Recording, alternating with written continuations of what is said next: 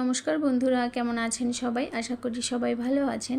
লাবণ্য রান্নাঘরে আপনাদেরকে স্বাগত জানাই। তো বন্ধুরা, আজকে আমি পেঁপে দিয়ে কাতলা মাছের খুব সহজ একটা রেসিপি শেয়ার করছি। পেঁপে দিয়ে কাতলা মাছের ঝোল করার জন্য পেঁপে আর কাতলা মাছ অবশ্যই লাগবে। তো কাতলা মাছ আমি পরিষ্কার করে ধুয়ে আদা আর লবণ হলুদ দিয়ে মেখে নিয়েছিলাম, আর পেঁপে কেটে ধুয়ে নিয়েছি। তো এখন আমি কড়াইটা দিয়ে দিয়েছি চুলার উপরে। কড়াই গরম হয়ে এসেছে, দিয়ে দিয়েছি সরিষার তেল। রান্নাটা আমি সরিষার তেল দিয়েই করব।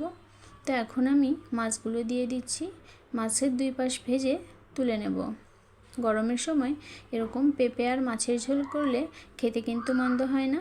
প্রতিদিন মশলাদার খাবার খেতে খেতে এরকম হালকা পাতলা রান্না করলেও কিন্তু অনেক সময় ভালোই লাগে। তো মাছগুলো ভেজে তুলে নিয়েছি। এখন ওই তেলের মধ্যেই আমি ফোড়নে দিয়ে দিলাম গোটা জিরা আর তেজপাতা। এখন আমি কেটে ধুয়ে রাখা পেঁপেগুলো দিয়ে দেব।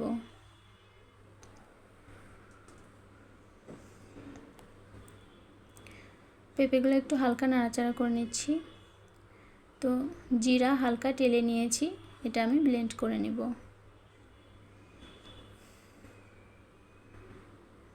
এবারে আমি দিয়ে দেব পরিমাণ মতো লবণ, হলুদের গুঁড়া আর খুব সামান্য লাল লঙ্কার গুঁড়া। এখন সমস্ত উপকরণ মিশিয়ে নিতে হবে ভালোভাবে।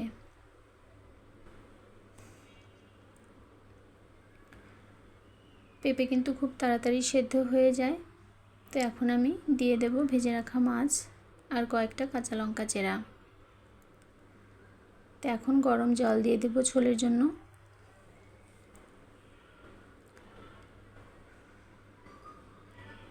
এবারে ঢাকা দিয়ে 2 থেকে 3 মিনিট রান্না করে নেব।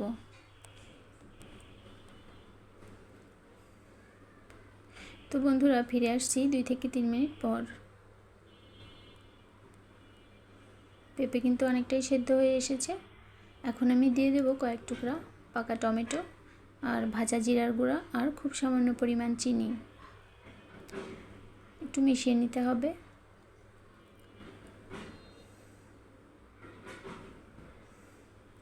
রান্নাটা কিন্তু প্রায় হয়ে এসেছে। এখন আমি চুলাটা বন্ধ করেই তরকারিটা নামিয়ে নেব। তো বন্ধুরা, আমার ভিডিও যদি আপনাদের ভালো লাগে তাহলে আপনারা আমার চ্যানেলের পাশে থাকতে পারেন। আজকের মতো এই পর্যন্তই। পরবর্তীতে আবার নতুন কোনো ভিডিও নিয়ে আপনাদের মাঝে হাজির হব। সবাই ভালো থাকবেন, সুস্থ থাকবেন, আর আমার ভিডিও দেখার জন্য আপনাদেরকে অসংখ্য ধন্যবাদ।